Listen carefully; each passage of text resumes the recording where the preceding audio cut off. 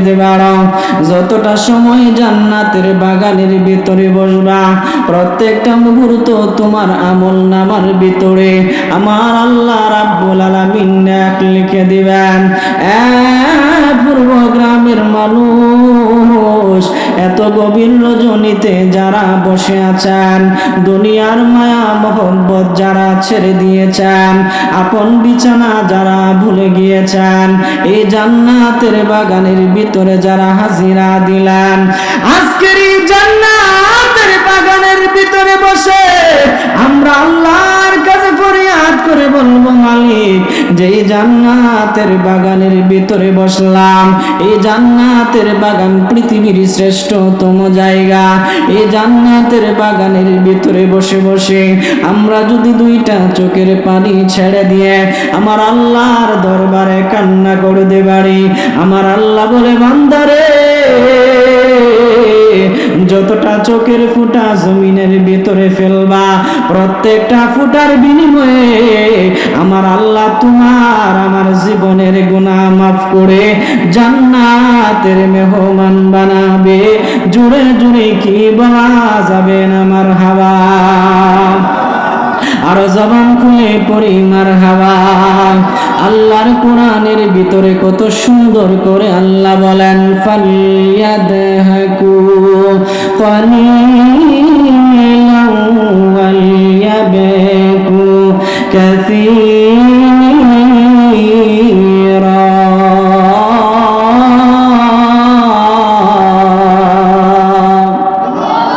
আল্লাহ রাব্বুল আলামিন করে বেশি বেশি করে কান্না করবা, কম কম করে হাসবা। কানলে জীবনের গুনাহগুলি আল্লাহ মাফ করে দিবেন, আমাকে আপনাকে জান্নাতের মেহমান বানাবেন।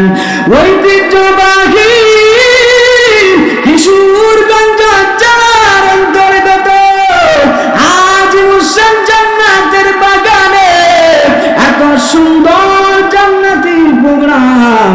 যুবক ভাইরা, মুরব্বী বাবারা, একটু মেহেরবানি করে যদি বসে যাবেন, আমি লম্বা আলোচনা করব না, লম্বা আলোচনা করে আপনাদেরকে কষ্ট দিব না। আমাকে বিষয় দিছে হুজুর, আপনি একটু মা বাবার আলোচনা করবেন। আমরা যারা এই জান্নাতের বাগানের ভিতরে বসলাম, এই জান্নাতি সামিয়ানার ভিতরে যারা আসলাম, আপনারা জবান খুলে বলুন, এই জান্নাতের বাগানের ভিতরে যে আমরা আসছি, আমরা যে দুনিয়ার জমিনে আসছি, আসমান থেকে আমাদেরকে ধাক্কা দিয়ে কেউ ফেলে দেয় নাই, আমরা মাটি পেটে জমিনের ভিতরে উঠি নাই। আল্লাহর নবী রাহমাতুল লিল আলামিন পৃথিবীবাসীদেরকে জানা দেয়, আসমান থেকে কোনো মানুষ পড়ে যায় নাই, জমিন ফেটে কোনো মানুষ ওঠে নাই। মা এবং বাবার মাধ্যমে সন্তান পৃথিবীর জমিনে আসছে, মা এবং বাবার মাধ্যমে সন্তান দুনিয়ার মুখ দেখছে। এই জমিনের ভিতরে শ্রেষ্ঠ সম্পদ হলো মা, শ্রেষ্ঠ সম্পদ হলো বাবা।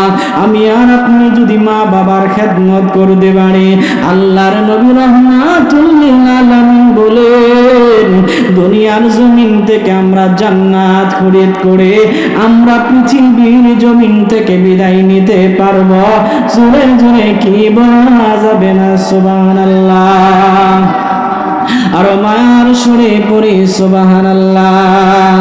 আল্লাহর নবী রাহমাতুল লিল আলামিন বলছেন, সন্তান যদি মা বাবার খেদমত করে, সন্তান যদি মা বাবাকে চিনতে পারে, সন্তান যদি মা বাবার জন্য পাগল পাড়া হতে পারে, এই জমিনের ভিতরে মা বাবার মতো এত শ্রেষ্ঠ দামি সম্পদ আল্লাহ দেয় নাই। এই জান্নাতের বাগানের ভিতরে আমরা যারা বসে গেলাম, একটা আমার সাথে জবানটা খুলে খুলে একসাথে কি বলতে পারবেন, এই পৃথিবীর জমিনে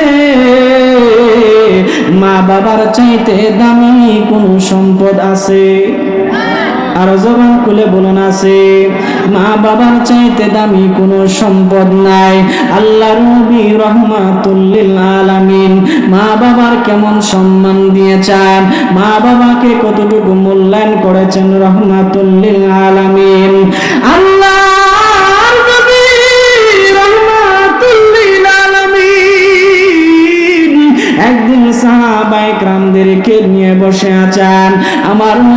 সাহাবায়ে কেরামদেরকে নিয়ে বসে আছেন। এই মুহূর্তে একজন মহিলা আউলাকে সে পাগলের বেশে আসতে লাগলো। আমার নবীজি যেই মাত্র মহিলাটাকে দেখলেন, নবী আমার বসা থেকে দাঁড়া গেলেন। সাহাবীরা বলে, ইয়া রাসূলুল্লাহ, নবীজি, মায়ার নবী, দয়ার নবী গো,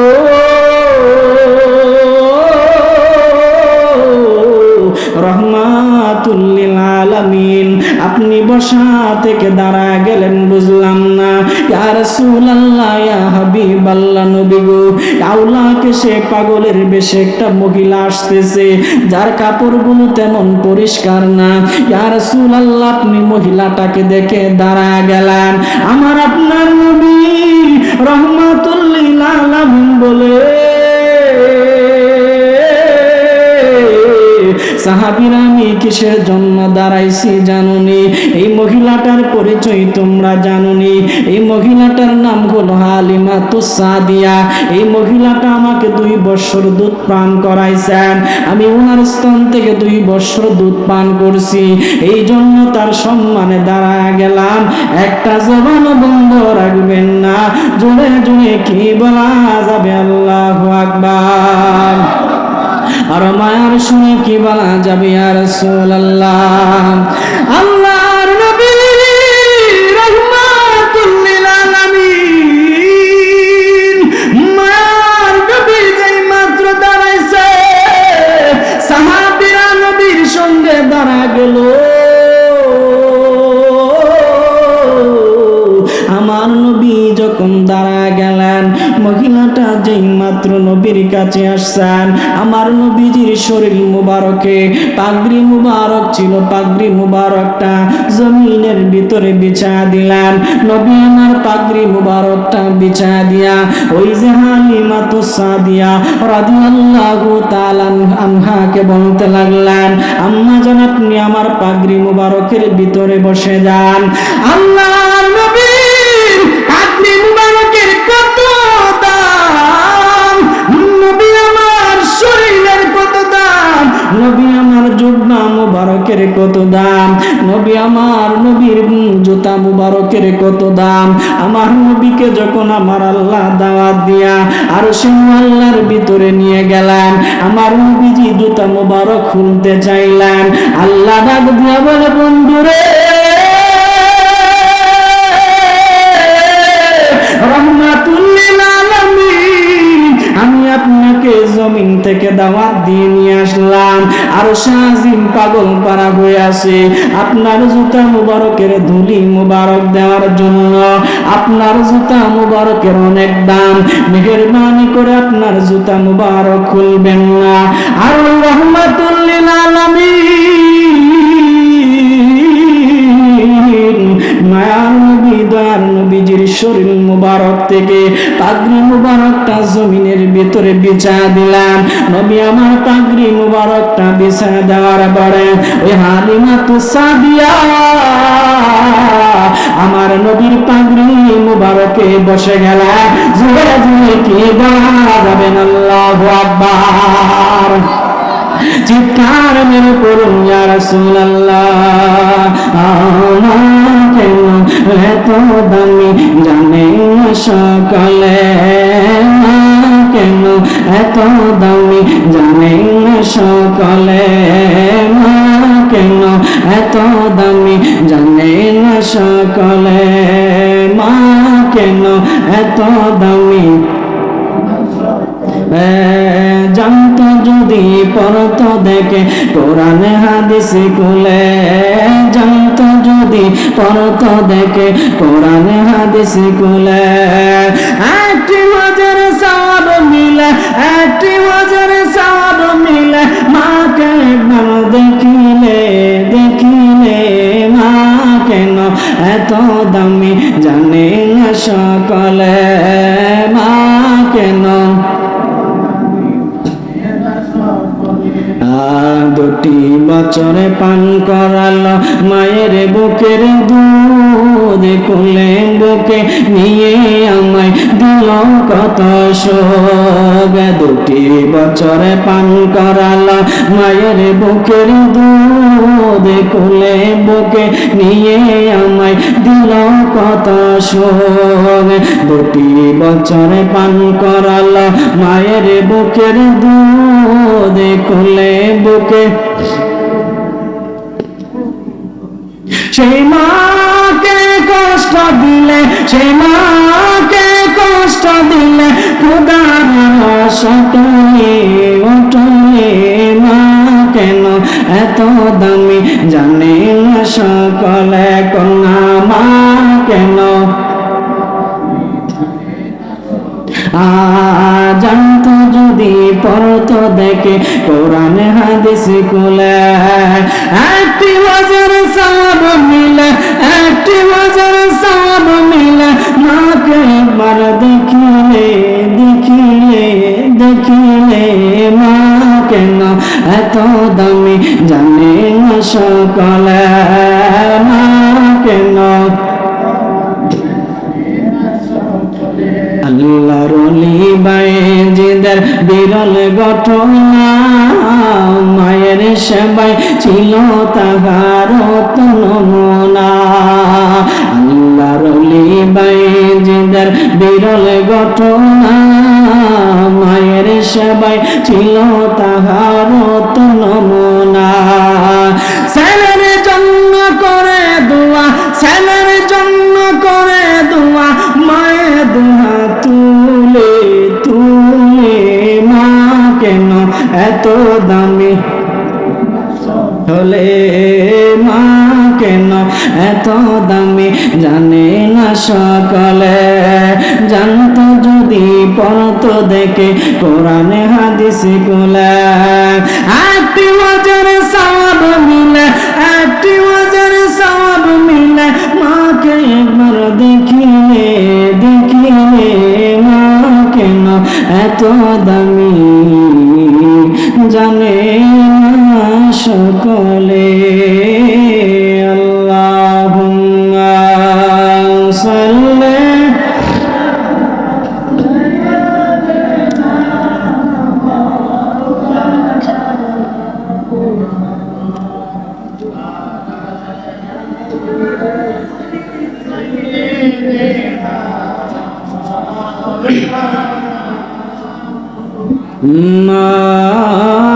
Allahumma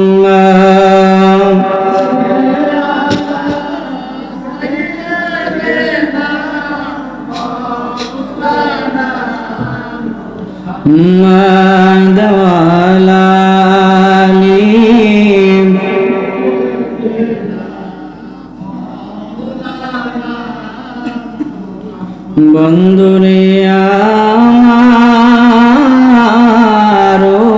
আমার যুবক ভাড়া মুরব্বী বাবারা, আল্লাহর নবী রহমাতুল লিল আলামিন এই চার নবীজির পাগড়ি মুবারকে আলিমাতু সাদিয়াকে যখন বসা দিলাম, আল্লাহর নবীর সাহাবায়ে কেরাম বলে, ইয়া রাসূলুল্লাহ, ইয়া হাবিবাল্লাহ, নবী গো আপনার পাগড়ি মুবারকের তো অনেক দাম।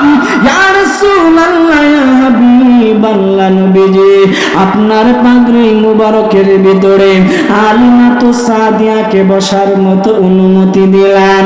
আলিমাতু সাদিয়াকে আপনার পাগড়ির ভিতরে বসাইলেন।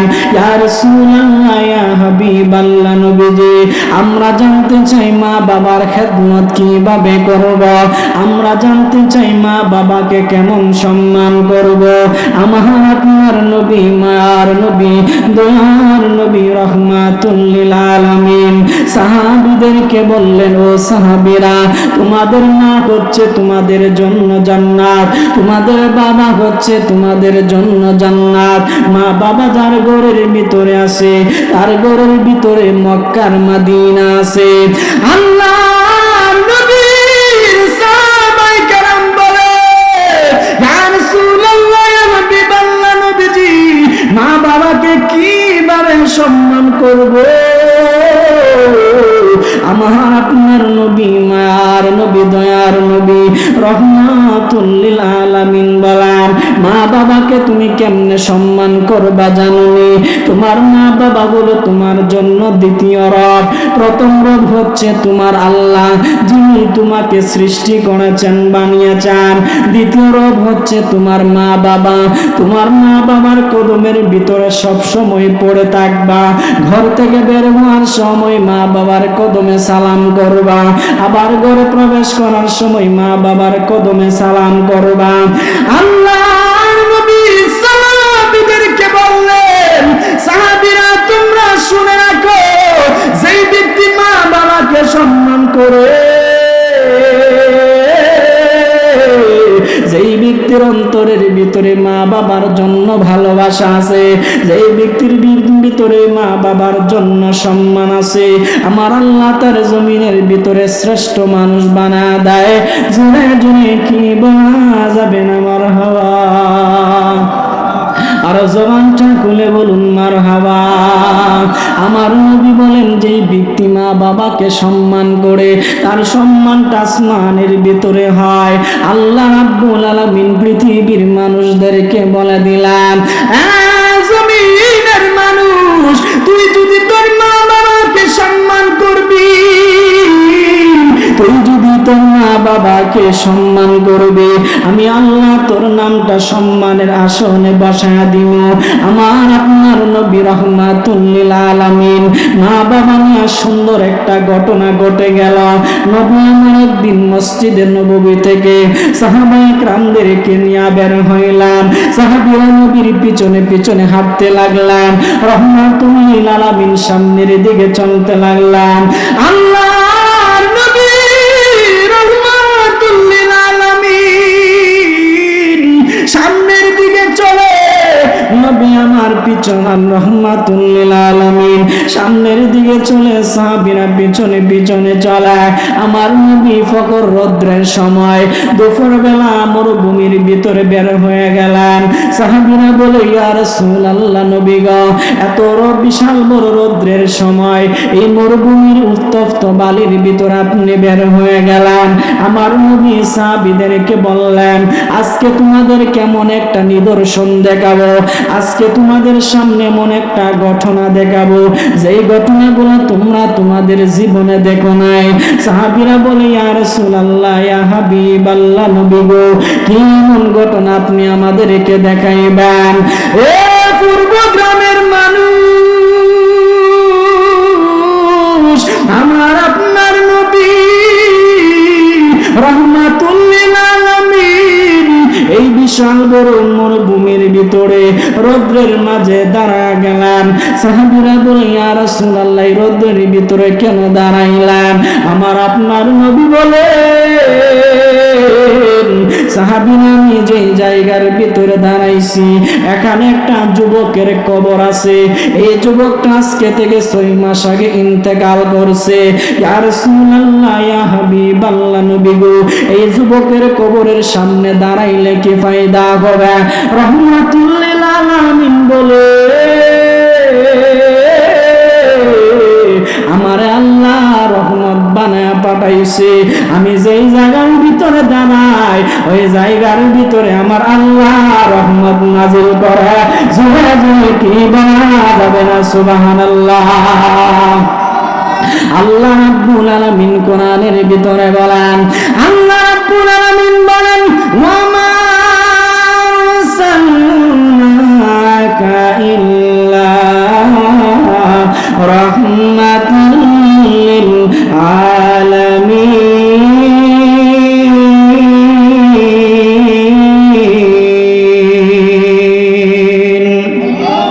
আল্লাহ রাব্বুল আলামিন বলে, আমাকে রহমত বানায় পৃথিবীতে পাঠাইছেন। নবী আমার বলে, তামাম জগতের জন্য আমি রহমত। আমি জমিনের জন্য যেমনি রহমত, আসমানের জন্য ঠিক তেমনি রহমত, মানুষের জন্য যেমনি ভাবে রহমত, পশু পাখিদের জন্য ঠিক তেমনি ভাবে রহমত। আল্লাহ নবী রহমাতুল লিল আলামিন ওই কবরের সামনে দাঁড়ানোর পর আবার সাহাবীরা বলি ইয়া রাসূলুল্লাহ ইয়া হাবিবাল্লাহ নবীজি এই কবরের সামনে দাঁড়ায় আমরা কি করব? আমার নবী বলে যুবকটা মারা গেছে 6 মাস হইছে, কিন্তু কবরের ভিতরে আযাবের সম্মুখীন হয়ে গেছে, জাহান্নামের আগুনে জ্বলতে জ্বলতে কয়লা হয়ে গেছে। সাহাবীরা বললেন ইয়া রাসূলুল্লাহ আমরা কি করতে পারি? আমার আপনার নবী বলে আমি রাহমাতুল লিল আলামিন তারে দেখছি, আমার অন্তরের ভিতরে মায়া লাগছে। এই যুবকটাকে যেন আল্লাহ জান্নাতের মেহমান বানা দেয়, এই জন্য আমি তার মাকে এই জায়গার ভিতরে প্রেজেন্ট করব। জোরে জোরে কি বলা যাবে না মারহাবা? এত আস্তে কইলেন? আল্লাহর নবী বলে এ বাজান কথা বলবেন না, আব্বা এ বাজান কথা বললেন না। আল্লাহর নবী রাহমাতুল লিল আলামিন বলে সাহাবীরা এই যে যুবকটা মারা গেছে 6 মাস হইছে। কয় মাস? 6 মাস হইছে। তার কবরের ভিতরে কঠিন আযাব চলছে। ইয়া রাসূলুল্লাহ তার জন্য আমরা কি করতে পারি?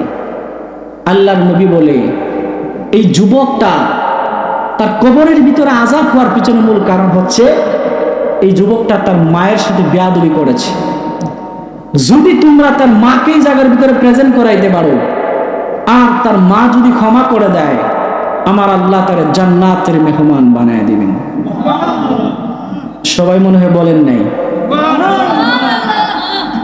সুবহানাল্লাহ, আলহামদুলিল্লাহ, আল্লাহু আকবার বললে কি গুনাহ হয়? যিনি সওয়াব দেয় একটু জবান খুলে বলুন তো তিনি কে? আল্লাহ কোরআনে বলেন লাইন শাকারতুম লাযিদান্নাকুম ওয়া লাইন কাফারতুম ইন্না আযাবি লাশাদীদ। আমি আল্লাহ তোমাদেরকে অসংখ্য নিয়ামত দিয়েছি, আমি আল্লাহর নিয়ামত পাওয়ার পরে যদি শুকরিয়া জ্ঞাপন করো আমি আল্লাহ তোমাদের নিয়ামতগুলো বাড়ায় দিব, আর যদি না শুকরি করো আমি আল্লাহ তোমাদেরকে আযাবের সম্মুখীন করব। আমরা যারা বসে গেলাম আমাদের সবচাইতে বডির ভিতরে বড় একটা নিয়ামতের নাম হচ্ছে আমাদের জবান। একবার আওয়াজ তুলে কি বলা যাবে? মারহাবা। তো এই জবান দ্বারা যদি প্রশংসা করেন, এই জবান দ্বারা যদি কোরআন তেলাওয়াত করেন, এই জবান দ্বারা যদি মা বাবার কদমে সুমা লাগায় দেন, আল্লাহর নবী বলে ওই ব্যক্তিটা পৃথিবীর জমিনে শ্রেষ্ঠতম একটা ব্যক্তি হয়ে যাবে। আর আস্তে মানে এই জবানের এত দাম, এত মর্যাদা এই জবানের। আল্লাহ বলে এই জবান দ্বারা ইচ্ছা করলে গান গাওয়া যায়, ঠিক কিনা? আমরা ইচ্ছা করলে গান করতে পারতাম কিনা? কণ্ঠ কি খারাপ? গান টান মারলে ভালো লাগতো, ঠিক না? গাই না কেন? গান গাইলে টান দিলে ভালো লাগতো, গাই না কেন? কারণ এই জবানটা দিছে আল্লাহর প্রশংসা করার জন্য, এই জবানটা দিছে আল্লাহর কোরআনের তেলাওয়াত করার জন্য, এই জবানটা দিছে এই জবান দ্বারা মা বাবা কদমের ভিতরে চুমা লাগানোর জন্য। আরো জোরে। যেমন আল্লাহ কোরআন বলে পৃথিবীর মানুষ তোমরা কি মনে করছো আমি তোমাদেরকে এমনি সৃষ্টি করছি? না, আমি তোমাদেরকে বানাইছি একমাত্র কেবলমাত্র শুধুমাত্র আমি আল্লাহর গোলামি করার জন্য। আল্লাহ বলেন ওয়ামা খালাকতুল জিন্না ওয়াল ইনসা ইল্লা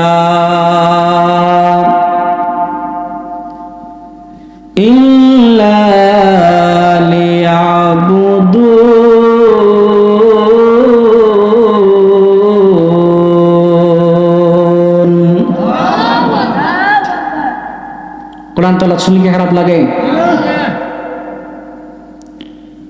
বিসমিল্লাহির রাহমানির রাহিম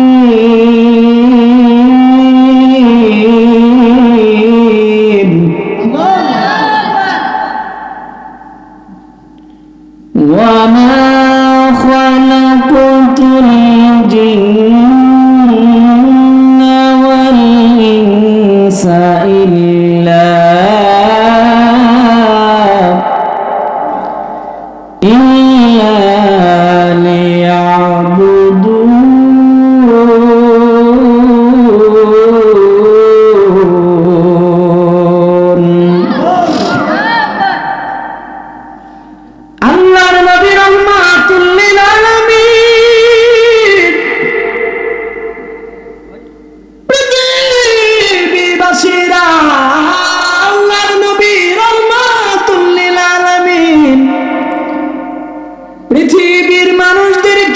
সুন্দর করে জানা দিলেন, কত সুন্দর বয়ান করলেন।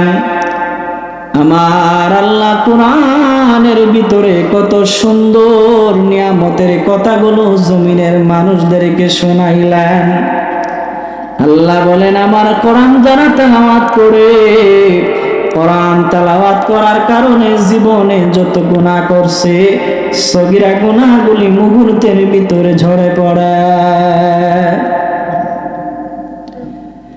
ফুরবা গ্রামের মানুষ,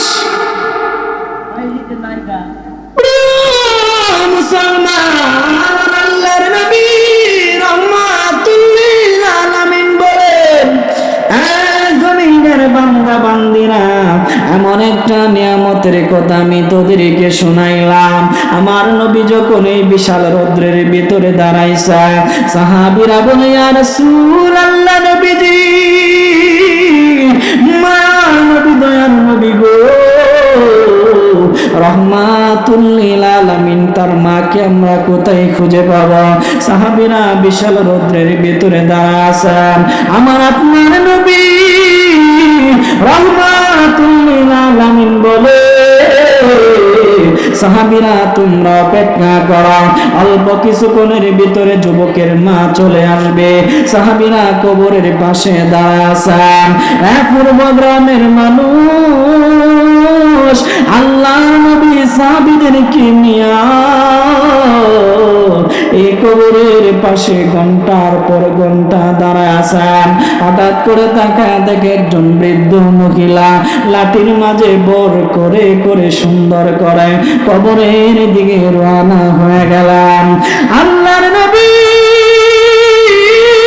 রাহমাতুল লিল আলামিন সাহাবীদেরকে বলল, সাহাবীরা যাও যাও, ওই মহিলাটাকে সামনের দিকে আগায় নিয়ে আসো।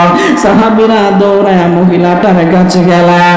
মহিলাকে সুন্দর করে বলতে লাগলো, আম্মা জান, আপনার সন্তান কি পৃথিবী থেকে বিদায় নিছে? আপনার সন্তান কি দুনিয়া থেকে মৃত্যুবরণ করছে? আজ থেকে 6 মাস আগে কি সে পৃথিবী থেকে চলে গেছে? মহিলাটা বলেন, যুবক, আমার সন্তান যে মারা গেছে তুমি কেমনে জানলা? এবার সাহাবী বলে,